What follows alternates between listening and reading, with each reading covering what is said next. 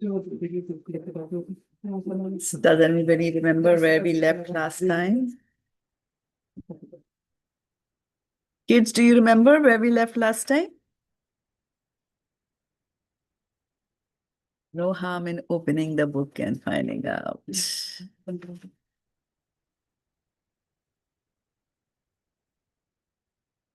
The bookmark now. Yes. Bookmarks are useful. Yeah, we will make a bookmark now. We'll make a bookmark now. Make a 20 bookmark. Somebody can make very nice bookmarks, right? With Radha and Krishna on it. Kids can draw that. Nice. Yeah, homework for you kids. We'll do. We can run the bookmark making activity workshop at my place. Yes, that's an excellent idea. See how Krishna just expands and fills up your whole life. Yeah, that is so true. And devotees by default are talented, so no doubt about that. Now, just give me some second. I'm just setting things up over here, and we'll get started momentarily.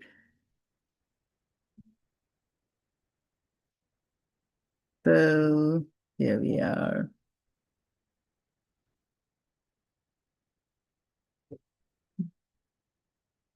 So first and foremost, I'd like to open with a thank you to Parul here and to Sumit, and of course to the lovely girls here for allowing us all to come here and participate in Krishna Katha. So as we have been doing, I think this is the fourth session that we are going through this book and reading from it and then reflecting on that. And I see Sonal Mataji coming in, so that's good. She need a book as well. So we'll get started after I complete these brief prayers to the spiritual master. Om Ajnanatimandhasya Jnananjanashalakaya Chakshurunmilitam Yena Tasmai Shri Guruve Namaha. So welcome once again, and we are going to get started. So where were we last time? Bookmark or no bookmark? We started on page 9. We were on page number 19. Did we read that? And okay, what's the name of the book? The four questions. Is that the name of the book?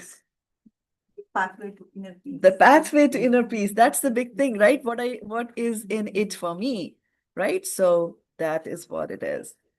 That's how we can achieve inner peace. Anybody looking for peace? Yes, all of you are looking for peace. Anybody looking for war? That's the goal. Whether we like it or not, it somehow happens, right? You got the peace prize. Yeah, so this is a book, and what we are doing is we are reading it very scrutinizingly, every word and every paragraph we read. And so this is a very interesting chapter. What does the heading of the chapter say? Ritvik, what is it? Questions are the answer. This is a very powerful thing, right? So we will focus on that as well as we go through this book. But for now, we will do as we have been doing each one of these sessions here, and which is that we go round robin and start reading one paragraph. Now, did you get a chance to read last time? Did you get it last time? Did you get a chance? Okay, I'm just trying to go over those who didn't get a chance. Did you get to read now? You did? Okay. Yeah, and whoever didn't get a chance to read. Himaji was not there. Himaji was not there, so we can start with Himaji now. And let's just start with the first paragraph on page 19 itself. The most powerful punctuation mark. Punctuation marks do practical well. A period stops us. A column announces upcoming information. A comma divides data. But the most powerful punctuation is the question mark. It's shaped like a hook, and with it you can catch people's attention. You can snag ideas from the depth of your subconscious. It can take you beyond the mundane to the metaphysical. can take you beyond the mundane to the metaphysical. With a question, you can discover truths of ancient wisdoms, investigate your own hearts, and discover your true eternal nature as an individual conscious being. Thank you. Okay, so it says it's shaped like a hook. So if you have a hook, then you can, attach it to something else, and then you can pull people towards yourself. I mean, how many times have we pulled our kids in, right? As a kid starts to run out of the home, you're like, "Kahan ja rahe ho?" Where are you going? That's a hook. That's a question that you're using as a hook to pull the people here as well. And you can snag ideas from your depth of subconsciousness. So this book also is all about, knowing how to ask the right questions. That's the most important thing. And we have been talking about all kinds of questions. Last time we talked about various questions that people ask for various reasons. They have various um, reasons for asking a particular question. And sometimes they just ask questions for the ask of asking a question, right? Especially it happens in our corporate world where you are in, oh, sorry, I forgot that. Where you're, I was thinking how I'm so comfortable. Now I always forget which way to go. This way. Okay, is it better? Ooh, needs to be system. Yeah. Needs to be system. Yeah, system. Hello, can you hear me? Yes. Okay, now better? Okay. Yes, I was saying that it's also important that we ask right questions and good questions. And when it comes to questions, I'm not able to see you. Come and sit here and talk to me. Behind all the This is laptop. Yeah, my laptop is hiding things. all the kids from here. And so when Srila Prabhupada was here in America, right, he was definitely a person, so different from what the current, what the people at that time were. He was different in all aspects of heavy Bengali accent, a different style of wearing the clothes and different philosophy. His philosophy was so different. And so he used to go for many conferences, and he was asked different kinds of questions over there. And people would just ask questions for the sake of asking questions. And there was a lady reporter who asked that, "Prabhupada, why do you shave your head?" I mean, like, what answer do you give? And Srila Prabhupada is very famous for having given very witty answers to these kind of questions. And so he said, "Why do you shave your legs?" So sometimes you answer a question by another question. And then after that, I mean, obviously there was no answer. And then he said, "It's better to have a cool head and warm legs than other way around." So whenever and I can see Fred nodding here, because it was not just a joke or a passing comment that Srila Prabhupada passed. In that sentence, while saying that it's better to have a cool head, he has conveyed such an important message. That it's so important, especially when you're doing devotional service, to have a cool head. And then obviously, if you are in the habit of asking questions, you will say, when he says it's important to have a cool head, what is the question you will ask? How do you keep a cool head, Himaji? Correct, right? So this is the art of asking questions, right? So, and when one question will lead to another question, like that. And so the questions have got to be worthy, right? Like this one, the one another question was somebody asked, and I think I mentioned here, Srila Prabhupada, have you seen Indra, who's a demigod, right? And Srila Prabhupada was so annoyed with this question. He said, "How does it matter to you whether I've seen Indra or not?" And of course, for those of you who are new, I mean, to our culture, Indra is a demigod, and he's known for indulgence, making mistakes, and things like that. He's not a very ideal. The current Indra is not an ideal demigod in so many ways, or at least whatever his role is.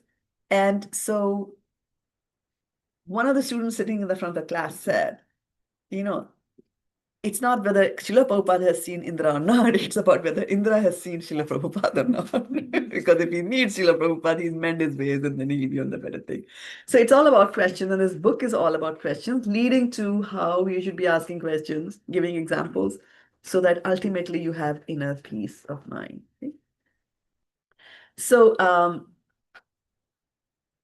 let's continue. Questions help us find our way. Who is next?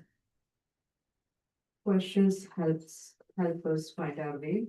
In this article, self-actual engineer, Professor Thomas P. Sish of Arizona State University writes, "Too often we underestimate the importance of understanding our questions. When you get lost in your search of knowledge, ask yourself, what question was I trying to answer? And see if that helps you find your way again. Playwright Eugen Lonexpo Ventures. It is not the answer that enlightens, but the question. Yes, and that's a very powerful statement that is made over there. And so this is this Eugene is a French playwright, and in his play, Ionesco is how he pronounce his name. He says it's not the answers that enlighten, but the question. And I want to spend a little bit time on that as to what is meant by. I mean, you ask a question, people give you the answer, you're enlightened, right? Like kids will ask so many questions. What is this? Why is this? Where is this? Right? So how is this? They keep on asking these questions. And as they get the answer, they keep on getting enlightened. So here it's totally different. He says it's not the answer that enlightens, but the question. So it's a very deep comment made by the playwright. And want to share some thoughts on that? What exactly is it? It's not the question, but it's not the answer for the That is the question. last sentence, like, it is not the answer enlightened, but the question, But the what we question. are trying to. What are you Yeah. asking, right? What are you asking? Yes, and Ritvik wants to share something. You'll have to use the microphone, Ritvik, right? Because we are on the internet. Yeah. This kind of reminds me of the Bhagavad Gita because if Arjuna never asked a question, we wouldn't have gotten into chapters. Absolutely. Very good observation. So Bhagavad Gita is full of questions there, right? So let's look at some of the questions that we ask. Some questions are curiosity questions, right?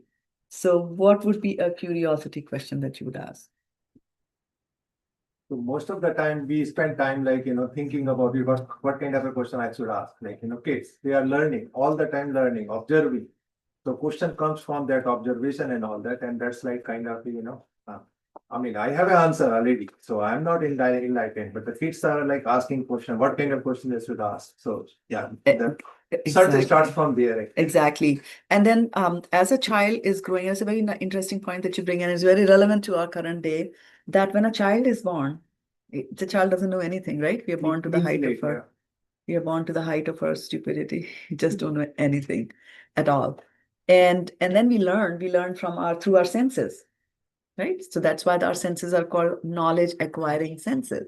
So slowly a child will learn, okay, this is green, this is blue, because the mom is telling, this is green, this is blue, bring me the blue block, like that they're learning, right?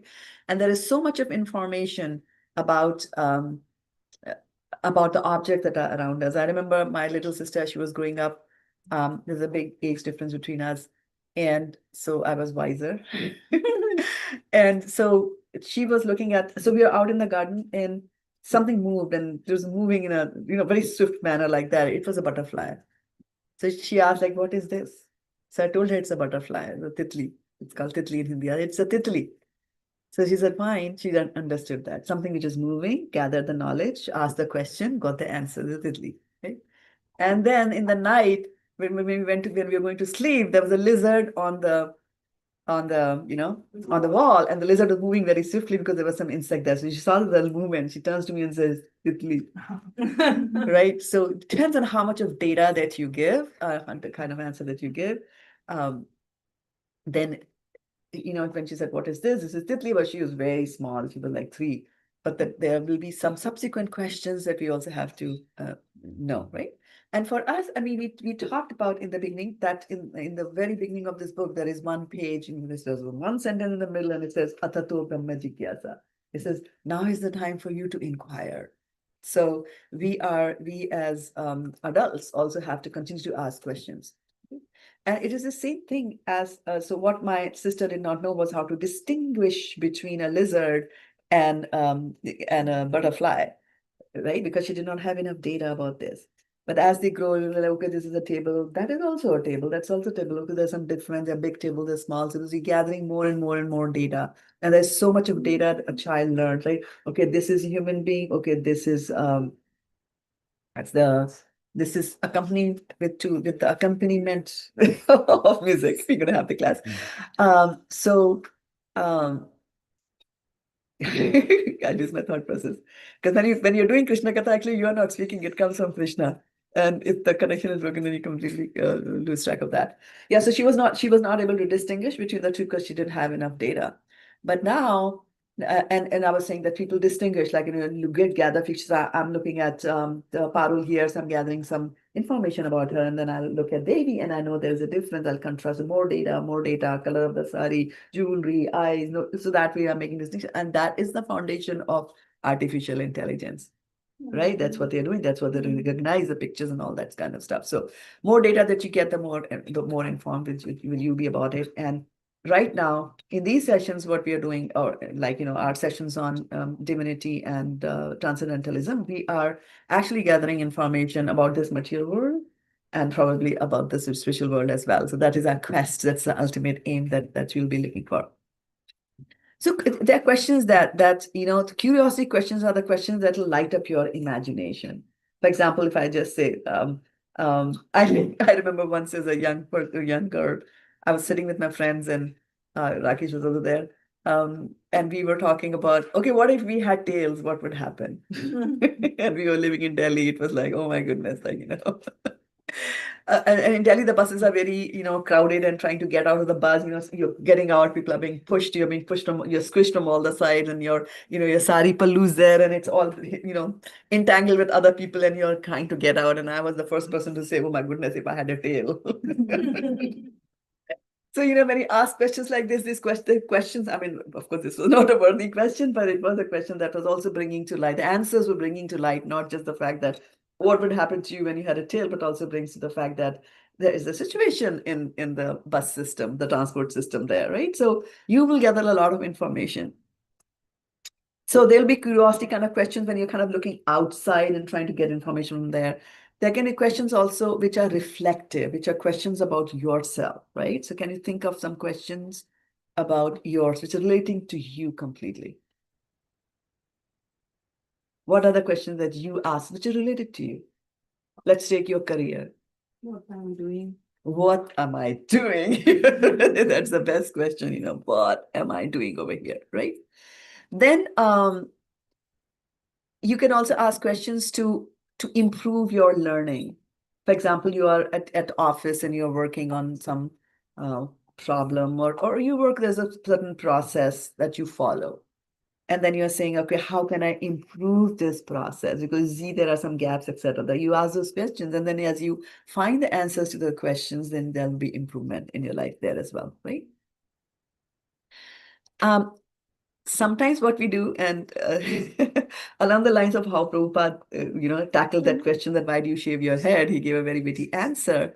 Parents sometimes do that to the kids as well. And so, when the kid will ask some question, instead of giving an answer, they will instead ask a question itself. So because sometimes questions are the answer, so they'll ask the question, what do you think? What do you think about that? And then that will provoke the child to use their intellect and then look at the same situation in a different manner, trying to come up with certain solutions there, right? For example, if you are at work, you have to go and give a presentation to the customer. And so there's a manager, the subordinate is supposed to work on that presentation and is not able to finish it, is struggling with that. So goes to the manager and says, I cannot do it, and the presentation is tomorrow, I'm giving up, right? So the manager now has got two ways. The manager can say, okay, bring me the presentation and let us go through it slide by slide, and I'll tell you what to do, right? And the other way is to ask a question again and say, so what do you think you can do in that situation? And now that forces, the person to think like, okay, so I'm in this situation. Let me first find out what is the goal. Sometimes people don't even know what is the goal. Why are you going and making a presentation to the customer? What is it that you want out of that customer? What are the decisions you want at the end of that? So you have to ask those questions, right? Similarly, if I come here and say, you should chant the 16 rounds of Mahamantra. Yes. What should you do? You ask me, what should I do to progress in devotional service? I'll say, okay, you should just chant 16 rounds. Answer given. But then there should be more questions. about the 16 rounds. Why 16? What is the mantra? What does the mantra do? What if I don't do it? What was it? All that? That will give you more and more and more answers. So it's very important. The quality of your question itself is very important. And not only information, but clarity also. Clarity, Okay, I exactly. mean, one of the Yes. problems you can see is that people are like so confused because they're not asking the right question. Exactly. We have also, so a good culture, whether it's at home or whether it's in the office, encourages people to ask questions. Otherwise, sometimes no. And sometimes good leaders, they always are in the habit of asking that question. For example, you're managing a company, so you're like, okay, how can I improve the profit? So profit increased by 25%. Then do you stop asking? No. Right? How can I improve that process? How can I improve my profits? How can I make my employees happy? How can I make my customers happy? So it's a continuous process also. And that's a continuous process that we will do in devotional service also. We'll continuously ask a question. How can I please Krishna? How can I become a devotee? The first question is to, ask what are the faults that I have got? That's the question we forget to ask all the time, right? So there, in that regard, sometimes, asking the wrong question or asking a question at the wrong time can be very, very costly as well. There was this very talented artist. He was a sculptor. And so he could sculpt and make statues that looked exactly like a human being, exactly. Like nowadays you see all those AI generated, they were like that. But he was very afraid of death. So one of the questions that we should ask is, why are we afraid of death? Right? So, and then you will conclude, as you continue to ask that question, why am I afraid of death? You will come to the conclusion that there's no need to be afraid of death, right? So you see how by asking a question, you could come to a very different conclusion at the end. But anyway, back to our sculptor. So he was very scared of death, and he knew that at the time of death, according to his culture, people, there were messengers of God who came and took the soul out of the body and would take him away. So he was talking to his friend, and generally he was saying that, I don't know what to do. I'm so scared of death. So one of them said, you know what? You are such a wonderful sculptor. Why don't you make 15 of yourself, 15 of those statues? So when these messengers or yamdutas are going to come, they will be confused. And he did that. And that's exactly what happened. So as soon as he saw that, those messengers are coming, he went and stood between the statues and were completely still. So the Yamdutas came and they saw like 15 of that person. They realized that, oh, Yamraj told us to bring one. Now they're 15. Which one do I need to take? So they went back to Yamraj and said, no, you didn't see it properly. So they asked them to go back again. So this happened 2 or 3 times and they came back unsuccessfully. And it's not a good thing because when your time is over, you have to go back. And so Yamraj was not too happy. He said, okay, fine, I'll tell you a trick. So Yamraj then goes and, whispers something into their ears. And then they come. And again, this man goes and he stands in between his statues. And so these Yamdutas, looking at the statue and they're saying like, oh, wow, how beautiful. This is exactly the same. The nose I see in all 15 is fantastic. The lips, exactly the same. The painting, the color, the skin, everything is the same. But then there is one flaw. And then our sculptor asked, where is the flaw? So asking the wrong question at the wrong time can cost you your life. Like that. Okay. So with that, we'll continue our reading. Who's coming next? Can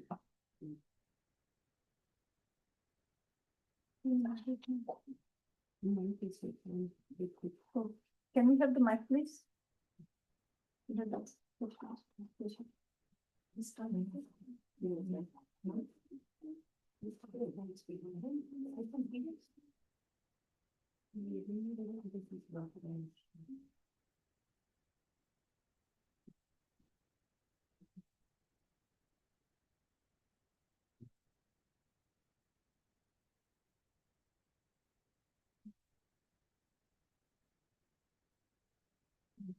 Question says that whosoever is asking the question in conversation is leading that conversation. Whosoever has the question holds the power. Alisa Kukura writes in her blog, Developer book, the conversation is being directed through questions, and the person who expresses expresses them is actually the one who decides what the conversation is about. Another thing, the Harvard Business Review offers this advice. The wellspring of all question is wonder and curiosity and capacity of delight. We pause and respond to queries in the belief that the magic of our conversation will produce a whole that are greater than the sum of its parts. Sustained personal engagement and motivation in our life as well as our work require that we are always mindful of transformative joy of asking the answering question. Continue. Next person. The question answer format is the basis of one of the core educational process in the West.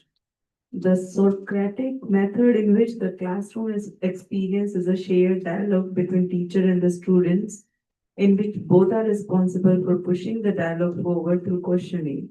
The teacher or a leader of the dialogue asks probing questions to expose the values and beliefs which frame and support the thoughts and statements of the participants in the inquiry.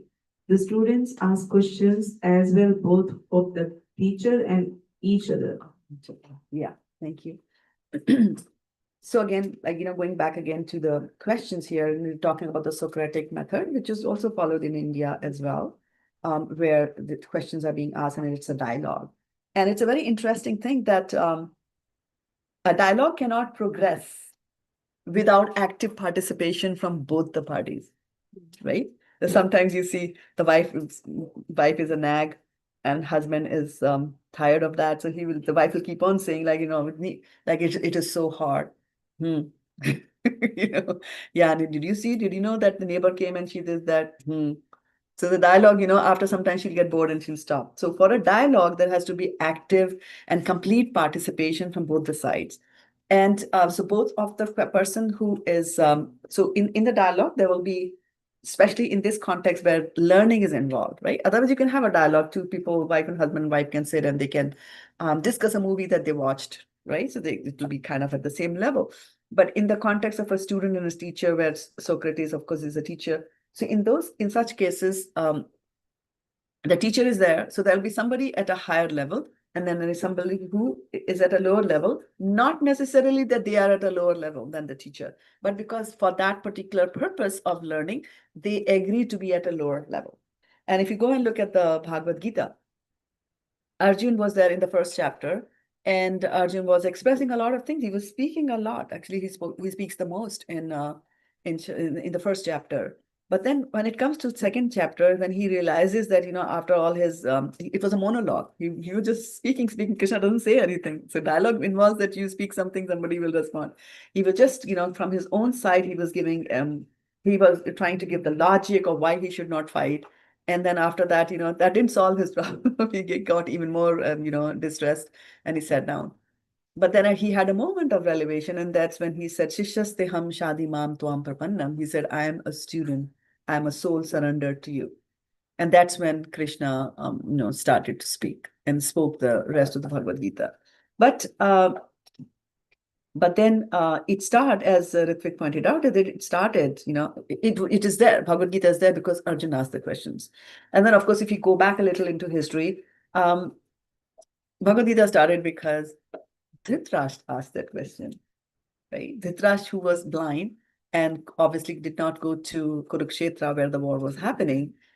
He was in Hastinapur where the palace was, and he's sitting with his secretary. What's the name of his secretary? Sanjay, right? And so the Bhagavad Gita starts with Dhritarashtra Uvacha, Dhritarashtra said. And what did he say? He said, he is asked with a question. The Bhagavad Gita opens with a question. Dharma Kshetre Kurukshetre Samveta Yuvutsava Mamuka Pandavascheva Kim Akurvat Sanjaya. So he says that in the holy land of Kurukshetra, Dharma Kshetre Kurukshetre, Samveta Yuvutsava, all these people who had assembled with the desire to fight. Who are the people who were assembled with the desire to fight? Mamaka, my sons, and the sons of Pandu. Mamaka Pandavascheva. Kim Akurvat Sanjaya, what did they do? That's a question. He's asking what do they do. But then when you ask the question, also we have to understand that you reveal who you are. Now, it's a culture in India, especially that, especially from the time when you had joint families, where, for example, there'd be 4 sons and 4 wives subsequently, and then there will be children, right? So the children, if you asked any one of the daughters-in-law how many children you have, if they had 4 each, she would say, I have 16 children. They were never distinguished between their child and the other person's child, and they also were supposed to. And we see that in the Ramayana also, right? There was Ram, but Kekai used to love Ram equally, in the beginning at least. So, but what did Dhritarashtra say? Mamaka Pandavascheva. He said, my sons and the sons of my brother Pandu, who's dead, by the way, at that time. So sometimes you reveal yourself by asking who you are by the kind of questions that you ask. And Sanjay, who is very learned, I mean, he understood.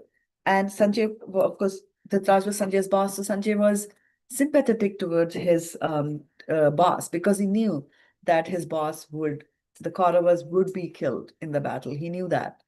And so he tries to soften the blow a little bit to Dhritarashtra, and he answers the question also in that manner. He starts with, Raja, he calls his son as Raja and says, Raja went there, Raja did that to Duryodhan, like that. So sometimes the teachers also, in answering your questions, depending on the question that you ask, the mood, the situation, they will give an answer which is suitable to that stage. And then, of course, when you're in a dialogue and this question and answer session is happening, then both of them also have got to be at the same level. For example, people say that, you know the story of Narad and Dhruva? Anybody knows the story of Narad and Dhruva? That's a question. Narad and Dhruv, nobody knows the question? They had in the class. They had in the class, okay. Anybody knows the story of Narad and Dhruv? Any adults? You know the story? Yeah. Okay, why don't you use a mic and tell us in 4 sentences? In only 4 sentences. 3, 4. So Narad and Durva was told to go to the Madhuvana forest to do severe austerity, where he met Narad Muni.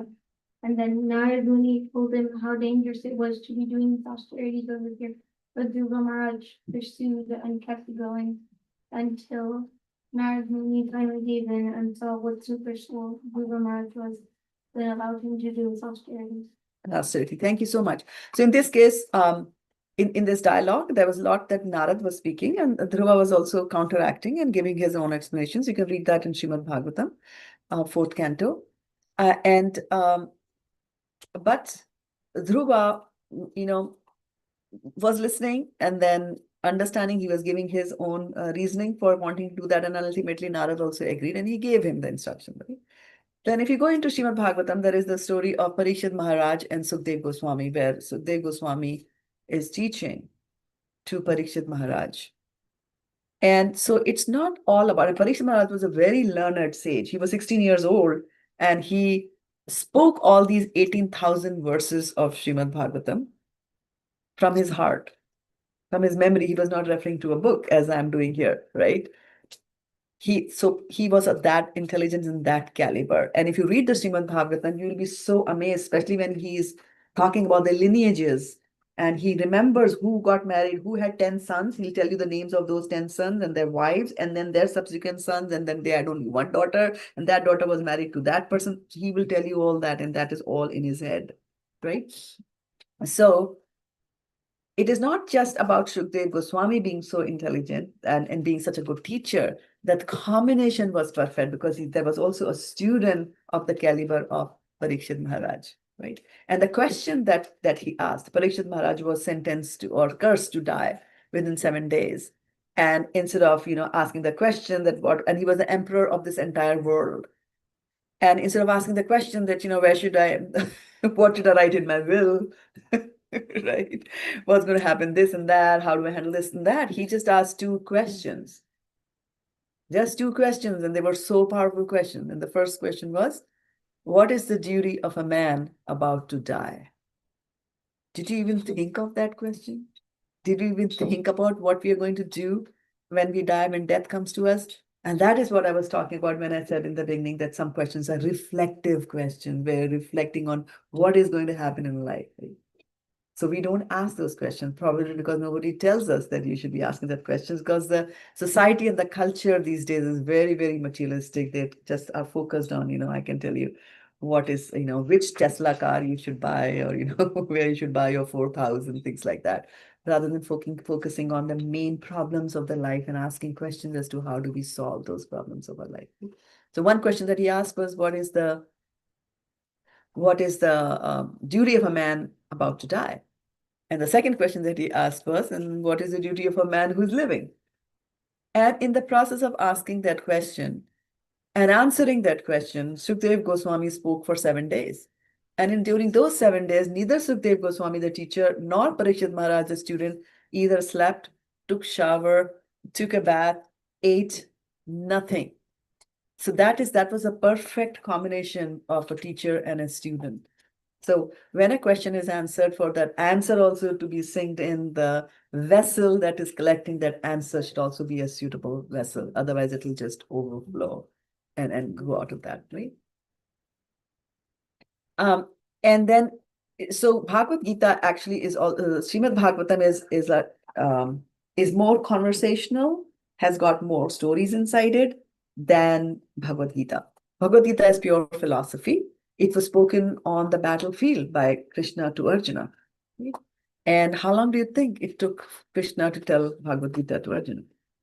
Anybody know that answer? 45 minutes. 45 minutes. There you go, right? 45 minutes. So in 45 minutes, how much can you tell, right? You have to go boom, boom, boom, boom. And he's asking questions. Arjuna is also giving those answers to him. Further, seeping everything in, but then he's subsequently is also asking questions of Krishna. And questions like, and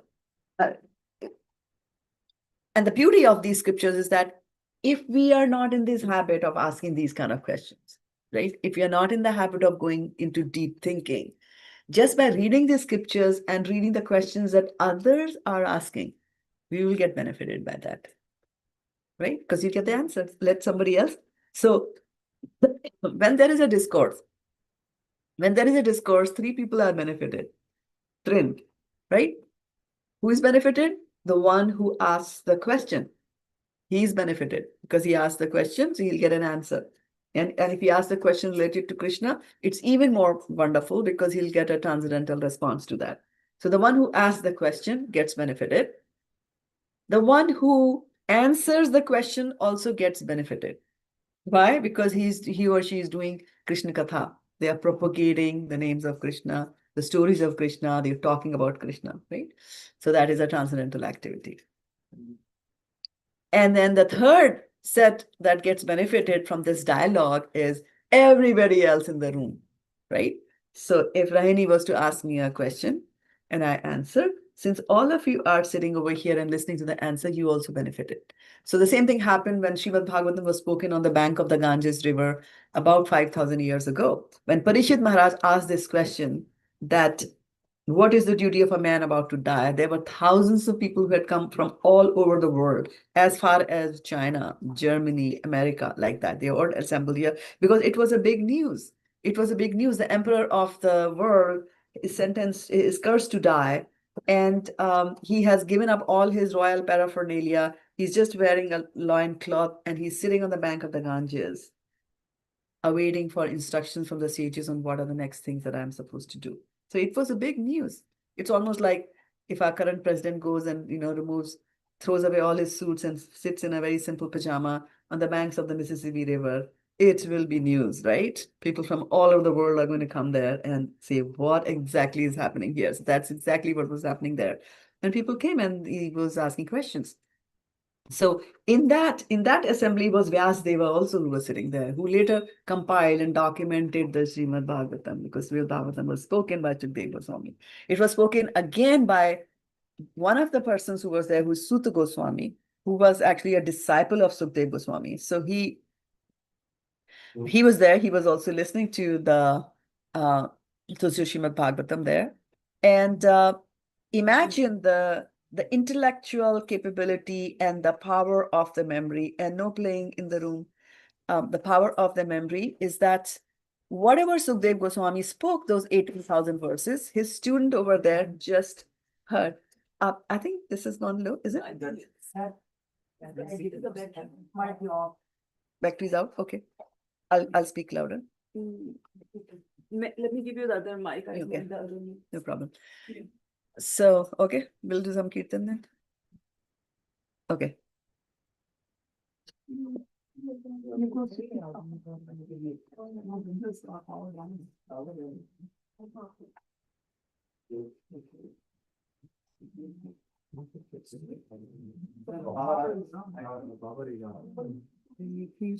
Hare Krishna, Krishna Krishna, Hare Hare, Hare Rama. That one. So that one, this one is still. Can you hear me through this now? Yeah, this is. Yes. Can you hear me? Yes. Oh, this was never switched on, is it? It was Okay. switched I thought, oh, I understand. Okay, yeah. Yeah, so I was talking about Suta Goswami. And so Suta Goswami was sitting in the assembly and he remembered all that. So those kind of people are called Shrutidhar. Shrutidhar means, Shruti means to hear. And dhar is to dharan karna, to inculcate that. So whatever they hear, they're able to repeat it immediately, like that, right? So he was Shrutidhar. And then later on, he spoke the Srimad Bhagavatam. And why did he speak the Srimad Bhagavatam? Again, because it was a different situation. The situation was not a drastic situation like the emperor of the world is cursed to die. But the situation was that there were some wise sages of this world. And they knew that the millennium is ending. The Dwapar millennium is going to end because when Krishna goes back, Dwapar finishes. And now the next millennium is coming, which is Kali Yuga, right? Kali Yuga is coming and Kali Yuga is not a very good millennium. It is fraught with difficulties. And then they said that Krishna has gone. Now, Krishna had come here for multiple purposes. What were the purposes for which Krishna came into this world? I can use that if that helps. I think the Bluetooth keeps on this. Okay. So, so what were the reasons that Krishna came? Should I be looking at that direction? Does it help? No. Okay. Yeah. Okay. Yeah. So Krishna comes here for multi-purpose. What were some of the reasons Krishna comes? Dharma Samsthapana. Paritranaye sadhunam vinashaye cha dushkritam dharma samsthapanarthaye sambhavami yuge yuge. So he says, I appear in many millenniums or yugas, and for the purposes of taking care of the devotees, paritranaye sadhunam, right? Vinashaye cha dushkritam, and to annihilate the miscreants, and also to establish the principles of religion. So when Krishna goes back, he established the principles of religion, but we know that the principles of religion always, they will diminish over a period of time. They will go away. So these sages, they're saying, okay, when Krishna was here, his power was there, his magnetism was there, he's taking care of the people were taking to devotional service, but now that he's gone back, now what's going to happen? What's going to happen to the people? All this knowledge is slowly going to fade away. This is something they thought 5,000 years ago, but you can see it now. It's gone, almost, right? How many people now know about Bhagavad Gita? How many people read the Bhagavad Gita every day? How many people know about Bhagavatam? People don't even know the difference between Bhagavad Gita and Bhagavatam, right? So these people are known as Trikal Darshi. Kal means tense. And there are three tenses: present tense, past tense, and future tense. So Trikal means three. They're able to see all the three. So they're able to see the past, what happened in the past. They of course, they see the present, which everybody can see. And then they also see the future. They can also see the future. So they're seeing the future. They're knowing this is going to happen here. And so they said that hardly will there be any Krishna Katha. Hardly will there be any... hardly will there be any Krishna Katha that will be happening. And earlier what used to happen was the life people were dependent on agriculture. So you get up early in the morning, you take care of your cows, or you go to your fields, you till the fields, and when the sun is going down, there's nothing you can do there because you're out in the nature, right? So you'll come back. And of course, we also believe that the plants go to sleep, so we don't mess with them after the sun has gone down. And so they would all come down back to their homes, have dinner, and then they would all sit underneath the tree, and there would be one speaker, and they would just talk about God. That was what their life was. So there was a lot of transcendental vibrations that were going on at that time, right? Every day. But nowadays, what do? Once we come back home, we take the food from the refrigerator, heat it in a microwave, we eat, and then we say, okay, now I have got a call with my team in Europe or Singapore or India or whatever. That's what we do. So Krishna Katha is relegated to the background. And so these wise sages, they knew that. And they also understood the power of transcendental vibrations.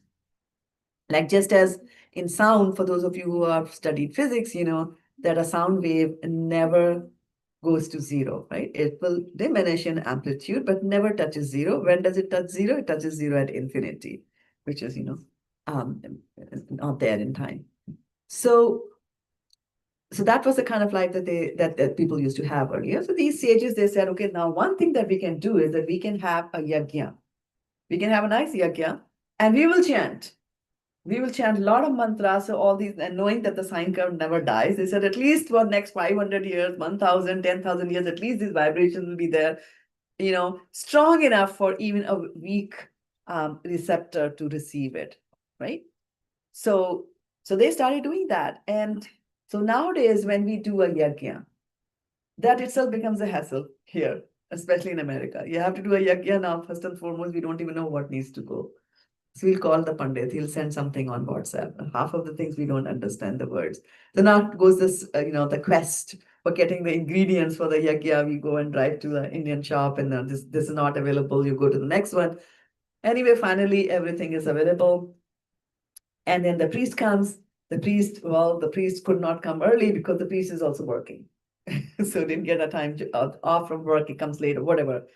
And then, of course, you're sitting over here, the prayers happen and all that. Now is the time to start the fire for the yajna. And then you are scared that if he lights that fire, my water sprinkling system is going to be activated and my house will be flooded with water. Or if not water, at least, the fire alarm will go, and then, the fire brigade will be outside my home. So we don't do that. So what do? We go into the fireplace, right? And then we do a yajna over there. So that is our situation now. Okay, but back in those days when things were much more better, the yajna that people used to do and the fire pit that we have. How big is our fire pit here? We take one of those small aluminum foil trays and we do our yajna in that, right? But in those days, the fire pit itself used to be 2 miles by 3 miles in dimensions. I mean, even if you go today to Jagannath Puri, right outside the Jagannath temple, there is a place which is known as Shweta Ganga. And to you, it'll look like a big swimming pool. And they are talking about that, so many years ago, Brahma was there and this was the fire pit. So Brahma was pouring ghee into what seems like a swimming pool inside. So now you can multiply that by the cost of ghee, by the dollars you pay for getting ghee. You can imagine how expensive these yajnas also are, right? And so they had this 2 miles by 3 mile thing. And so they're pouring all the things, oblations into the fire. And they did that for 1,000 years, they did that. And in that yuga, lifespan is long. So it's not a myth, it is a reality. So they are doing this. And so when you pour a ghee into fire, there's a soot that will also come out, right? So these Brahmins, they have become black because the soot has covered the whole body. But when a yajna is successful, then God appears. Vishnu appears at the end of the yajna before you. They are happy. But nothing was happening there. And so they were very, very, perplexed and as to what exactly is going on. And so they were headed by a rishi known as Shanak Rishi. And Suta Goswami is there as the head. He's sitting in what is known as the Vyasa Asana, the speaker. He's the speaker in that assembly. And these sages, they ask 6 questions. They ask 6 questions of Suta Goswami. And so the first question that they ask him is that, what is the ultimate good of mankind? Have we asked that question? What is the ultimate good of mankind? So that itself shows that how their perspective towards life was so different. We are more I-centered, how can I increase my savings? How can I reduce my expenses? How can I enjoy more, right? And how can I make sure I don't die? How can I make the first wrinkle disappear? How can I, like that? Those are questions all I-centered. But they are thinking about the general good of the people. And they're saying what is for the ultimate good of mankind. Then they also knew that in the age that is coming, which is Kali Yuga, they also knew that people will have short lives. Now there are 6 qualities of people who live in Kali Yuga. So just keep on matching, right? You don't have to answer as I speak the qualities, just keep matching whether you have those or not. So the first quality is that they are short-lived. Short-lived, look around you, how long your grandpa lived and how long your colleagues are living. That itself is telling you, right? And I'm talking about the Shanak rishis and all who had having a yajna for 1,000 years. So imagine how long the life was then as compared to her. So they are short-lived. They are quarrelsome. You don't have to answer that question. They are lazy in devotional service. Lazy in devotional service means that, after you had lunch, nice lunch today, and if you tell them that is a very good class going on in the temple, if you just jump into the car, drive and go, you won't go. You will just sink deeper into the sofa and then you like to snooze and say, oh, today I ate a lot. So we are lazy in doing devotional service and we also postpone it to a later stage in life. When I am retired, then I will focus on devotional service. Right now, I have my family to take care of. I'm so busy, I can't. So we are lazy. Then the fourth quality is that we are misguided. Misguided. There are so many gurus around you. You don't know which guru is telling you what. And then there'll be a wave, some very super famous guru will come, he'll make some gold out of the air or whatever. And then you have a channel, television channel dedicated. And guess what? In 6 months, you on the TV, you hear the news that the guru is in the jail. So now you're completely confused, right? So they're misguided. So it's very important that you choose the right person to hear from. So short-lived, quarrelsome, lazy in devotional service, misguided, and unlucky. Now, majorly, we judge a person's luck or fortune, unfortunate or unlucky, by how materialistically they are prosperous, right? I mean, even if you look at transcendentally how much prosperous we are, on both the grounds we are unlucky in this yuga, in this age. Those who were performing yagyas, like I said, those who were performing the rishis were performing. Rishis are not kings. They don't have a lot of money with them. King will have money. The rishis, they are performing this yagya. Of course, somebody would have donated. But you can imagine how much money was going into that for 1,000 years. If you just take a $20 ghee bottle, just put only that much, and for 1,000 years, you will know how much the cost is. So these Rajasuya yagyas, Ashwamedha yagyas, they used to cost you billions of dollars. And people would do that. So they were fortunate. They had that kind of money. And also when the citizens are righteous and when the king is righteous, then nature cooperates with you. So we hear so much of, Krishna had cows. How many cows did Krishna have in Vrindavan? 10 raised to the power 7. 1 Aruba cows were there. And each of those cows used to have a golden necklace. She would have something gold on her horns. She would be wearing gold anklets, and they have 4 feet, not 2, right? That much of a gold. Every cow that Krishna had was approximately wearing jewelry worth $75,000.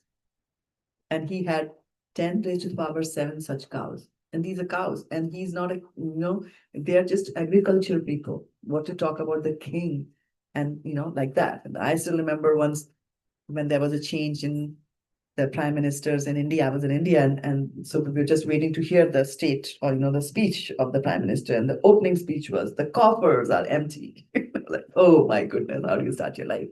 But that was not like that. So people were much more fortunate than what we are, right? And then I still remember, when a young girl was married, and it was happening more in my generation, and of course has increased in the other generations after that, is that if you stepped out of the house, or if you went to a party, you were somebody's daughter-in-law and you went to a party representing your new family, and you did not wear any gold, you would get scolded by your mother-in-law. Like, how can you go out? Like barehanded, they'll say nude hands is what they would call, translating it into nude hands. You should have hands full of golden bangles. Because they had that, right? They would do that. So unlucky. And then the fourth thing is that above all of these things, right? So you have short-lived, your memory is short, you're always disturbed. Can you share with me what disturbances you have in your life? Confusions. Confusion is one disturbance. Okay, good. Some practical disturbances. We had a disturbance in the class just now, right? The mobile phone, the alarm is there, the mobile phone is there, the neighbor starts off the washing machine, the dog that barks, the child that is crying. There's so many disturbances. And even if you inhalate all the disturbances, there's one disturbance that comes from within you, and that's the disturbance of the mind, right? So knowing that this is going to be the future of the people who are coming, so they will not have time. They are short-lived. They will not have the time to read all the scriptures, to read 18,000 verses. If you read one verse of Bhagavatam every day and want to finish the 18,000 verses, you will need 53 years, right? So now you can do. There's an app, Be a Sage Page by Page, which was developed by the devotees from ISKCON Silicon Valley. In that app, you can say, I want to read the Bhagavad Gita. I want to finish it in 6 months, and it'll tell you, okay, read 40 pages or 8 pages or whatever. It'll do the math. It'll send you reminders, right? It'll allow you to track your progress and things like that. So here we have to put in so much of effort, even to read the Bhagavad Gita, you need a reminder because it's not coming from within our heart, because that's the nature of us who are there. So knowing that people will not have the time, the second question that they asked, Sutta Goswami said that, what is the essence of all the scriptures? What is the essence of all the scriptures? So the first question that they asked was that, what is the ultimate good of mankind? So what do you think is the ultimate good of mankind? We have UNO, UNICEF, Red Cross. We have so many societies. But what is it that you can give to somebody that will be for the ultimate good? Everybody lives in harmony. Everybody needs to live in harmony. Okay. And I'm going to ask a question. Sure. How do you think people will live in harmony? And why do you think people don't live in harmony? Because I am. So every society may think that I am the best and other one is not best, and that's one of the reasons to quarrel. So one of the reasons to quarrel is that I'm the best, so I own it, right? What do you think could be other reasons to quarrel? And what is the expectation? Where is the expectation not being met? Good. Keep on going. Yeah, expectation that I did something for the others should be doing for me, right? Yeah. I sold them the arms, and now they should attack, right? So yes, right. So and also one of the reasons is that why people fight is they think we are pleasure seekers. Yeah. We want to enjoy, and that's why we want that extra inch from the neighbor's yard, right? If the fence falls down, that's a good opportunity to extend your boundary and put the fence a little into his territory, like that. So because we are all enjoyers, and the problem with that is that we think that by these material things that we capture, we are going to get everlasting happiness. And we don't, because that is not the ultimate good for the man. So the first question they asked was, what is the thing that you can give? So the best gift that you can give, and especially to parents who are here, best gift that you can give to your students is not, the best of the class or the best of the tuition that you can send them to, or the best Harvard, Carnegie Mellon colleges and all that. All that is good, but the best thing that you can give to them is the knowledge that there is God, and knowledge about God, and the knowledge about what they're supposed to do. So that was the question. They were, what is the ultimate good? And they also knew that if they have to, is to know God. And then they knew that to know God, you have to read all these scriptures. And how to read the scriptures? Bhagavatam, Bhagavad Gita, Vedas, even big, Puranas, even bigger than the Vedas, like that, how in 100 years of my life, how am I going to read all that? So they said, give us the essence of the scripture. Then they also ask that, why does Krishna take birth? Why does he come here? Not birth, but why does he descend? Then what are the pastimes of Krishna that he does but in the process of creating? So now Krishna doesn't create. Krishna's expansions do the creations, like expansions and further expansions, Vishnu, Mahavishnu, like that. So they created, they wanted to know how this whole world is created. Because in order to understand something, you also, if you understand how it was created, you will understand it much better. The inner workings you will understand. And once you understand the inner workings of the material world, then you'll also understand how this material world is acting upon you.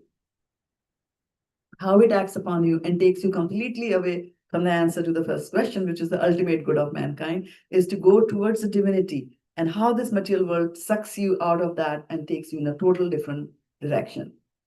Completely like that, right? So what is the ultimate good? And then the last question that they asked was that now that Krishna has gone back, now that Krishna has, because they're doing all this yajna after Krishna has left and gone back, God has gone back from this planet. They asked him that question, now that Krishna has gone back, tell us, where has the religious principles gone? What will we do? Because Krishna said, Paritranaya sadhunam vinashaya cha duskritam dharma samsthapanarthaya. I came for the purpose of establishing religion. So now you tell me that if Krishna has gone, where will religiosity go? Right? And in the process of answering those questions, 18,000 verses were spoken, because it was not just he spoke and he gave the answer. The answer that you give should also be such that will provoke more questions. And that's what happened. Back and forth, that happened. And the Sutta Goswami had heard that. It was repeated again, and that's how we have this here as well. And so the important thing over there is that the question that you ask, right, should be such that will evoke more thought process in you, will also evoke a proper response. And not a response that came out of Prabhupada, who said, why do you shave your legs? Because the question itself was stupid in the first place, right? So don't ask those questions here. And I think we are at 1 o'clock here. We'll stop, have some reflections. What do you say? I have to use this.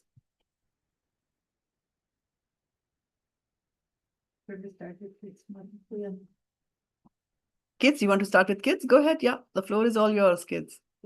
Reflections coming from the back of the class? Oh, no. It has to go to the Facebook. That's why. Yeah. Come here, come.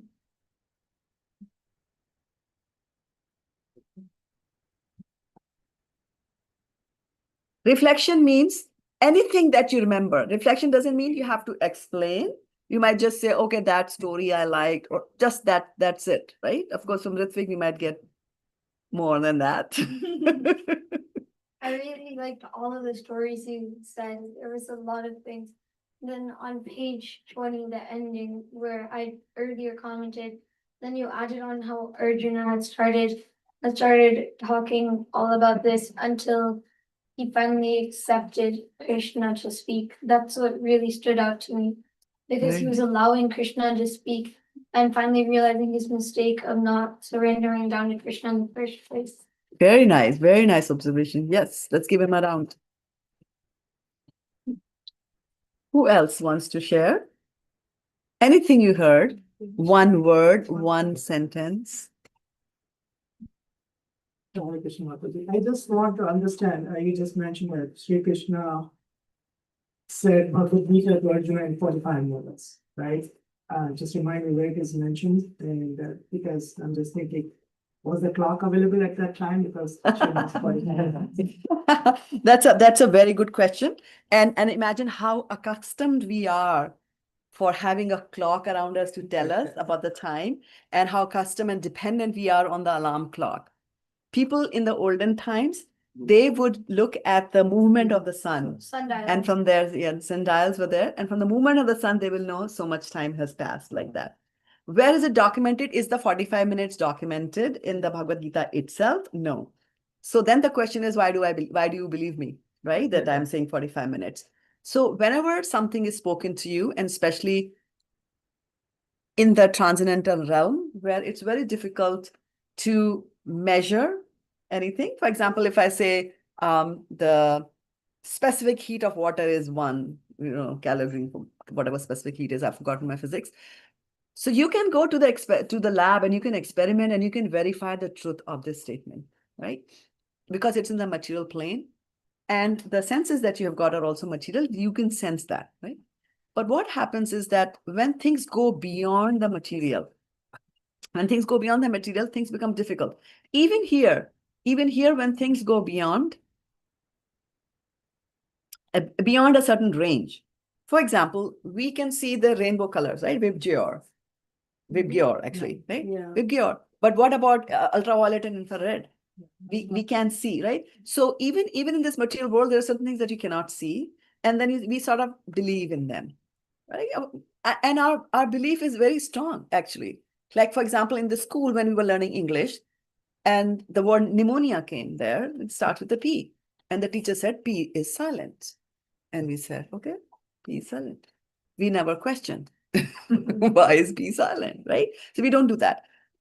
So when you gather some information about something, so back to one more point I want to add is that sometimes even the instrument that you have, even to measure or get information or knowledge about something in the material world, the instrument is not sufficient.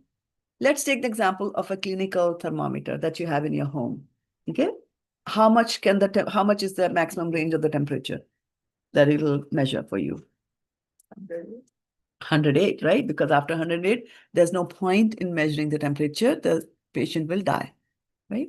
So 100 beyond 108, it's not calibrated. Now, if I take that, if I take the thermometer and I want to measure the temperature inside the oven, Yeah, fine. right? It won't help. It won't help you at all, right? So even in this world, it's now how do you gather information? Sometimes you can gather information by direct measurement, right? The 1 cup, 1 glass, 1 liter, 1 fluid ounce, like that you can measure it sometimes. Sometimes you will infer, and you get knowledge by inference, and you could be wrong by that. For example, if I'm looking at the mountain over there and I see some smoke, I will think that it is on fire. The fire is coming. I can infer like that. But it could be not that it is on fire. It could be just somebody's having a small picnic. They have a little barbecue going. The fire is coming from there. But so with our senses, we gather information and we come to inference. Inference is also not a very good thing. So the 4 senses, the senses that we have, sense of sight, which gets the form, the ears, the nose, like that, the skin that gets you the temperature. These have got defects in them. For example, this is a glass of water, okay? And this has got, let's assume that this has got cold water in it. Now, if I take a hot shower and come and touch the glass, I'm like, oh, this is very cold. But if I take a cold water shower and come and touch this, I will say, make it a little bit more cold. It is warm. So what is the truth? Is it warm water? Is it cold water? I cannot judge by my senses which are there. Okay.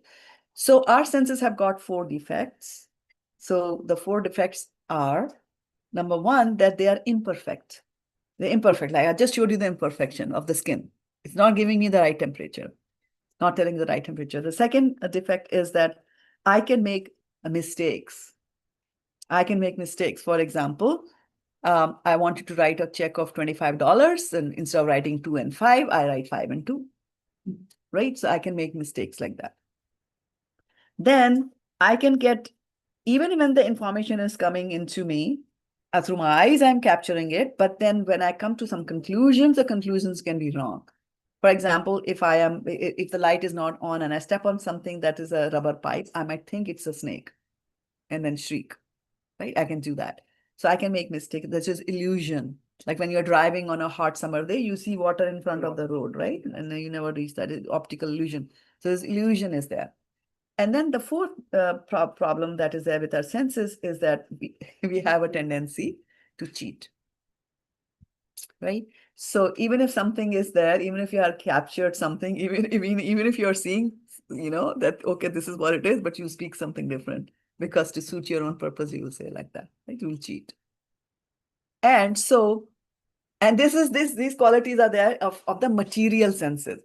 These 4 defects are there in all the material senses that we have. And all of us are in the material body. So all of us have got these defects.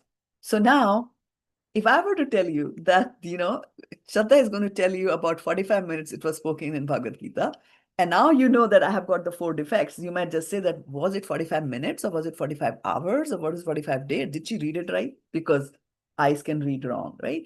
And then maybe she doesn't know the answer. So she said in Bhagavatam, Canto 10, chapter 20, verse number 45, it's written, nobody has the Bhagavatam now. At least, I got my say, I saved my face, not knowing the answer. I can do that as well, right? So so this is all about material things. I mean, the Bhagavad Gita being written was happening in front of people's eyes. It happened here in this material world. Now, what to talk about getting information about the transcendental? What to get informed? So just as a clinical thermometer cannot tell you the temperature of an oven, anybody with the material senses cannot tell you about the transcendental. Because you don't have that capability. How can you tell? Right? So to understand the transcendental and to know about the transcendental, you have to get the knowledge from something which is transcendental, which is beyond the modes of this material nature. As soon as you go beyond the modes of material nature, these 4 defects go away. Right? And so who is it? Who is beyond the modes of material nature? Who is it that is not transcendental? One is God, we know for sure, right? And the second is ourselves also. The soul inside you is transcendental. Okay? And it's just that we are covered by this body, we're covered by these material senses. And as you progress in devotional service, as you pursue devotional activities, your very same material senses, they get converted into transcendental senses, and you start seeing better, and you get that intellectual capability to understand the transcendental. Now, it's not an easy thing. Not everybody gets to that stage that easily, but we have got sages in our lineage who have got that. So whenever you are looking for some information, that information has to come either from Krishna. Krishna spoke it in Bhagavad Gita, it is there. Or it should come from this lineage, that is that Krishna spoke something to somebody, that person spoke it to his disciple, that person spoke it to his disciple. So it's a parampara system, it's a lineage. And the rule about the lineage is that the guru will speak exactly what his guru told without adding anything to it. Because if you add anything to it, you are using your material senses to add anything to it, and it'll get messed up. Right? So that is why the Bhagavad Gita, now you have a copy of Bhagavad Gita with you, right? Is it here somewhere? In the back. In the back, and where is the back? Yeah, here. So what does it say? What is the name of this book? As it is, right? And if you go to, I think, page 30 or 32 of this book, it is telling you the complete lineage. Krishna spoke this to, and Krishna spoke the Bhagavad Gita not only to Arjuna, he spoke it to many, many people. If you go to 30, what does it say? Why don't you read it out and use a microphone, because there are people on the...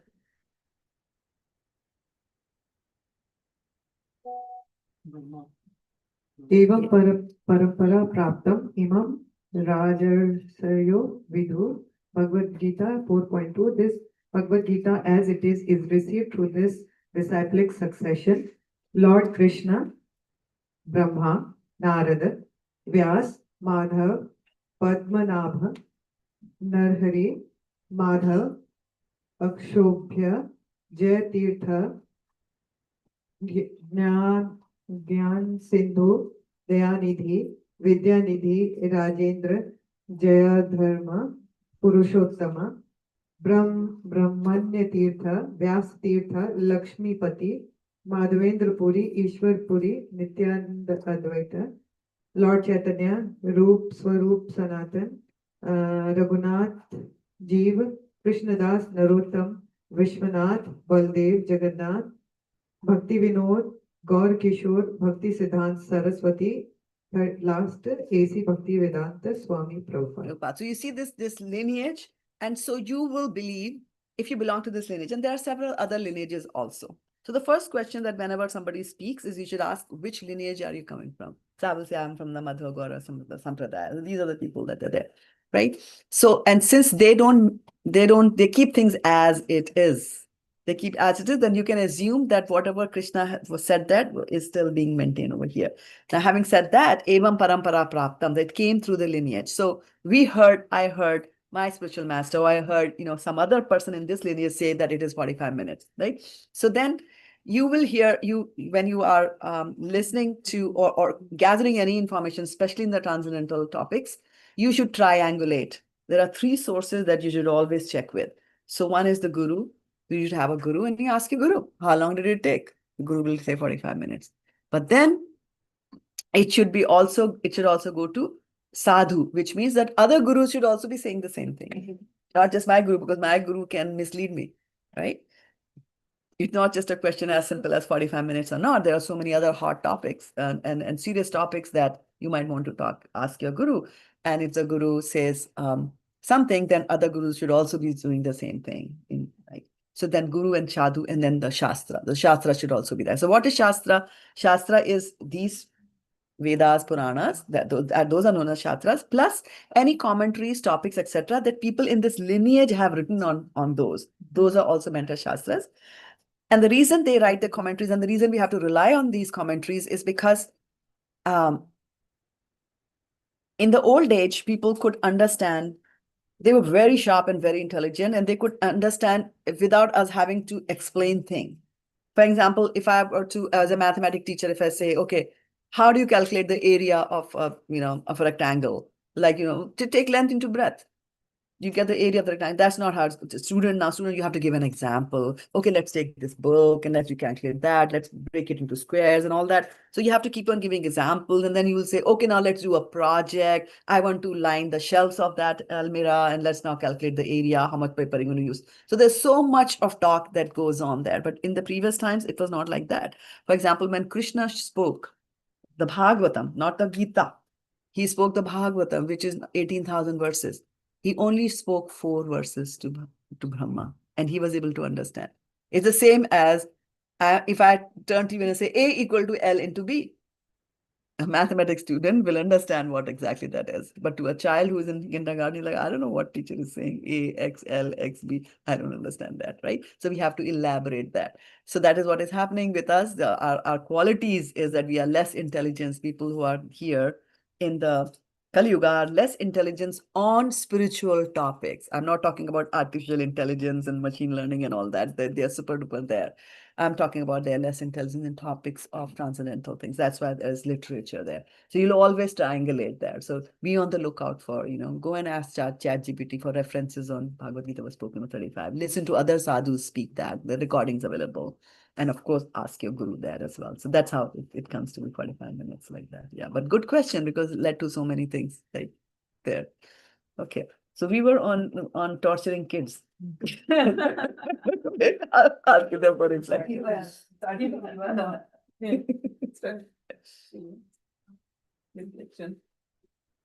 I think one thing that I really liked from the session was how you were relating everything to asking questions and then answering questions with more questions. I thought that was really fun. Nice, good observation.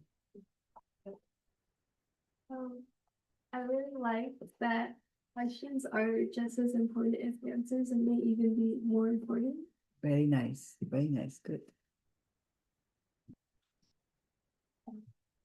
I think I comparing Put your mic closer and don't hide it. Comparing our qualities and to the other yugas. You like the qualities of this yuga and other yugas? Yes, very nice.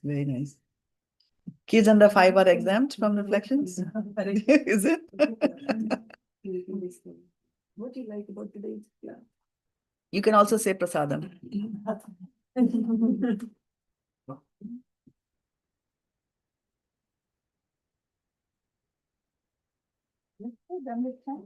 Let's go from this point. I didn't have to say that. Parents, I didn't say that. Yeah, any adults have their reflections or questions also? We can definitely take those. I think it's very important. Sometimes you can learn yourself when other people ask questions. Like sometimes when your children ask questions, you get a new insight too, because you might have not thought about that question at all, and then you see a new dimension there. So your questions are the ones that we have to keep asking, like children, and that's how we Right. can make progress. Right. Very good. And sometimes children ask questions on things that we had taken for granted. And now we have to go and do the homework because they ask that question. They're like, okay, I'm busy cooking. I'll answer you tomorrow. And in the night we go and then, we Google and we find the answer. But yes. I like the way you give the reflection from the Bhagavad Gita as it is. So it's not like anything man-made, it is already written in our universe. And I also like to add Bhagavad Gita starts with Dharma Kshetra and then it ends with the Yatra Yogeshwar Krishna. it ends with how Mama. we have to Sarva Dharma Parityajam. So Mhm. it start with the Dharma and then Sarva Dharma Parityajam. Right. Very nice. Yeah. Nice. It's a very powerful, last verse is very powerful of the Bhagavad Gita. Yes.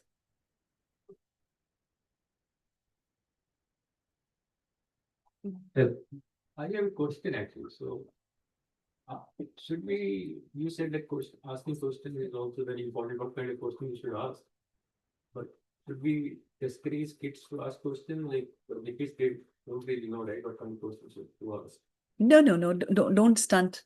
Don't stunt their mental growth. Let them ask questions, and after that, you can analyze and tell them that maybe in this situation that was not the right question to ask, and maybe so you will groom them because it's your responsibility to groom them, but don't stunt them from asking the questions. Yeah, good point. Yeah, so like you were mentioning, not every question is appropriate. And another thing which I said, not many people talk about it. Everybody say asking question is good, but the level of the teacher and the students, it has to be there. Yes. So when kids ask you a question like he was saying, okay, I may not, if I go and technical, somebody talking in English and I give an answer in Hindi, there's no sense. Yes. So I have to translate my answer to the kid according to his age or something and knock it down and give him an answer in his own language so that he understands. Right, matching the wavelength. Matching the wavelength. And that's why, sometimes you were talking about that, the people has to be on the same level. And sometimes people choose not to give an answer. That can be that because whatever I tell this person is not going to understand. So that's why people choose to stay silent. Right. So that's another reason, Right. the mismatch and misunderstanding happens. Right. And sometimes when we hear about Parikshit Maharaj and Sukhdev Goswami and what a fantastic teacher Sukhdev Goswami was, right, to have narrated the entire Bhagavatam. And so they say, like us in this lazy in devotional service, we say that nowadays, where are the teachers like Narada? Where are the students like Parikshit Maharaj? Right? So that to your point that it's a combination. It's a combination, and that's why the important finding the right guru. I think you also mentioned in your team. Absolutely. It's very important. Very important. Because there are thousands guru, and some people can give you the materialistic word that do this, and then you will find this. Yes. But not understanding. At similar thing you're reading the Bhagavad Gita is not going to give you something unless until you understand what is meaning, and that's where the guru are needed. Exactly.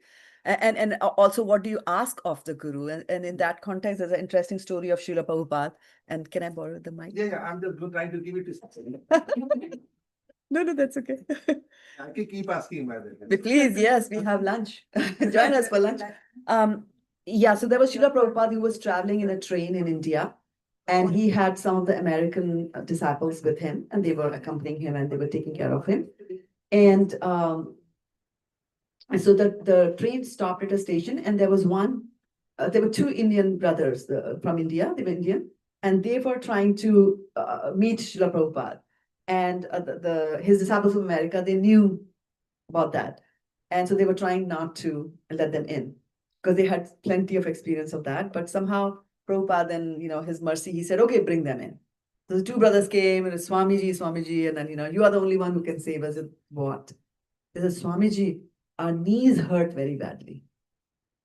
And then Prabhupada said, oh my goodness, So it depends on, what kind of question also you are asking from your guru. The guru might have mystical powers and might be able to, relieve you of the knee pain. He can do that. But Is that the question you should have asked in the first place? That's very, very important. Yeah. What you ask. And that's why when there is a samvad, when there is a dialogue, samvad is dialogue in English. So when there is samyak and vad, samyak and vad becomes samvad. Samyak means complete. So it's a complete conversation. So it should not be one-sided, right? And also the flow should not happen that, the wisdom flew and you never caught it.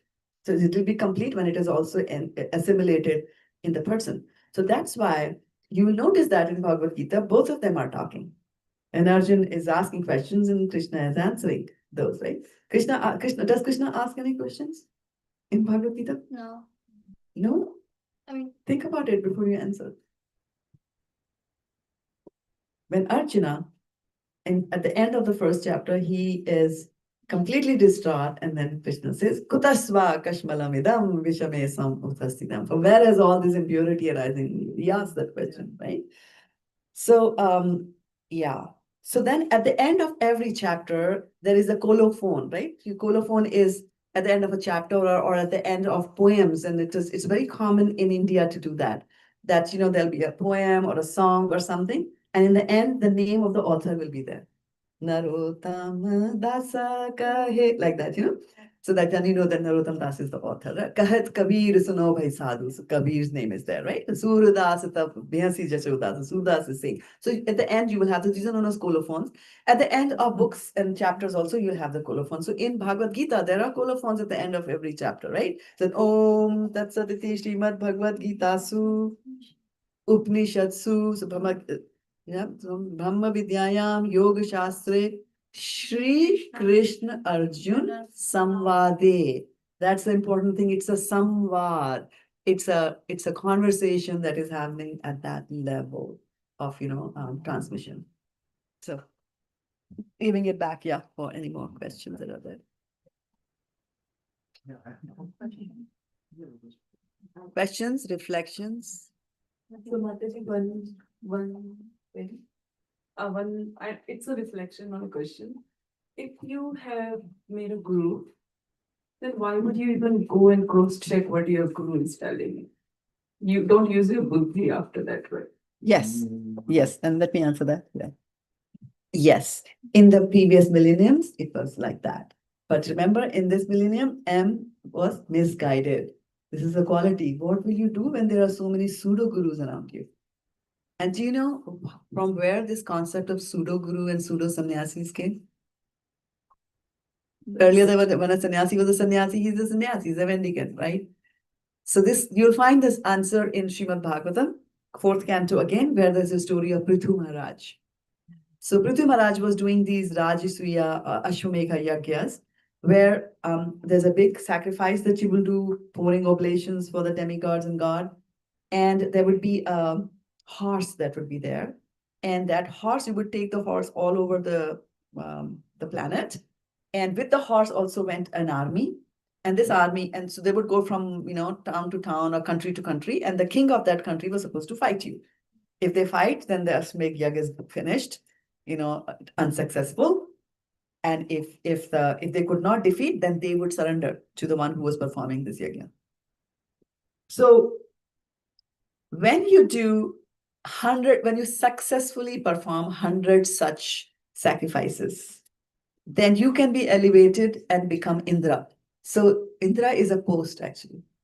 King of heavens, king of heavenly planets is Indra. So one day Indra is going to die. Some other person is going to become Indra, but he should have certain qualifications. And one of the qualifications for entrance into Indrahood is that you should have completed 100 such sacrifices.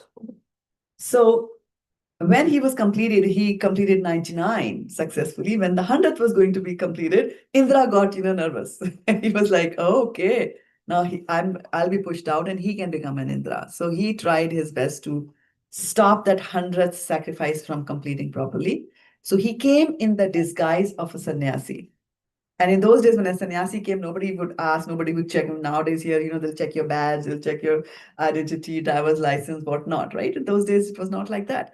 So he came as a sannyasi in the garb of a sannyasi and ran away with the horse. He did that 3 times. And Prabhupada writes in Srimad Bhagavatam that this act of Indra led to pseudo gurus being formed. He was the founder acharya of false sannyasis. So because we are living in a millennium which is so full of misguidance, artificial thing, like artificial intelligence, like that takes the cake. Right? So like that. So that's the reason that you will always triangulate, because the problem is with the guru. And also with the shastras. People modify the shastras According to yourself. according to your convenience, right? Somebody, and this is a joke and a very dumb joke, but somebody said, "Oh, why do you Krishna conscious people say that don't take tea? It's written in Bhagavad Gita that you should take tea." So where is it written in Bhagavad Gita that you should take tea? He says, well, Krishna said, and Arjuna and Krishna talking, he said, "Ye pi chapi." It says chapi, you drink tea. Where is it saying? Ye chapi aksharam. It is repeated several times, several verses in saying chapi. So you interpret it according to your needs. And that's a big deal. Krishna's order. Krishna, that's what I'm doing. And this is a materialistic world, so a lot of gurus take advantage of this situation also. This is Kali Yuga. Yeah. So, people are going to have the 6 qualities of misguiding other people and taking advantage of them. Yes, and so many people take advantage of that. And things like, this is so mystic powers. Mystic powers are very appealing. Very appealing. I can fly, levitation. I can create things out of the air, creation. I can do that, right? I can walk on the water. Amazing. And Prabhupada was like, Prabhupada said, walk on water. Why don't you take a boat and walk on the boat? You will be walking on the water. So he was so down to earth. And Srila Prabhupada, and so even when we pray to the spiritual master, we say that the spiritual master is like God. Now, people might think that he's God, and whatever the God tells me to do, I will do. But Srila Prabhupada was very, very particular. He said, your spiritual master should never ask you to marry you. Do you see that nowadays, what is happening? So that is why you have to be very, very judicious in the choice of your spiritual master. There are courses that is going to offer that you should take those courses first and walk into that relationship with your open eyes and knowing, right? And in some other places, once you take a guru, there is so much of a fear that, I've already taken this guru, how do I let go of my guru? Because then it'll be like, I'll be punished, I'll this and that. Well, ISKCON has got a way out of it. What if your guru falls down? What do you do? Right? So you can reject your guru also, like that. So that's why I'm saying that you have to go into it with your eyes open and properly. And that is why I triangulate, right? If one of the ISKCON gurus starts saying, a disciple can marry the guru, then just check with other gurus also. Check with the Shastras. What do the ISKCON laws say about that, right? Look at existing Shastra. Ask your guru, like that, right? So unless all 3 of them are saying the same thing, you don't accept it. Like that. Good question, Parul. Remember, I am the one between you and Damodar. If no more questions, then yeah. Okay, I'll just quickly check here and see.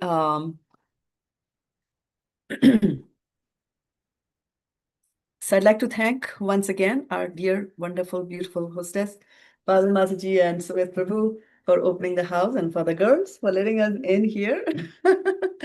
Also to Srila Prabhupada for translating the books into English language, without which we wouldn't have, at least I wouldn't have understood any of that. To my own spiritual master, Vaisheshika Das Prabhu, who guides me all the time on transcendental topics. To Shivas Pandit Prabhu, who taught me how to read the book scrutinizingly, and he was the one who would say, where are the commas and where are the full stops and the question marks, which I'm trying to impart to you in my own way. And last but not the least, to my husband, Rakesh Prabhu, who helps me, supports me all along, and drives me to wherever I have to go. So thank you so much for that as well, Rakesh Prabhu. And thank you, the audience. Without the audience, there can't be any Krishna Katha. And thank you for your intelligence. Thank you for all those of From you. my side, thank you to Devi Kumari Mataji for On the facilitating- microphone, on the for microphone. facilitating this all the time. And thank you to you, gratitude to you, Mataji, in spite of having flu and recovering from that, you spoke more than for an hour. That is like amazing. Thank you. Thank you. Comes from Krishna. And thank you so much, dear devotees, watching us on Facebook, YouTube, and on Zoom. Thank you for joining us. We'll switch off the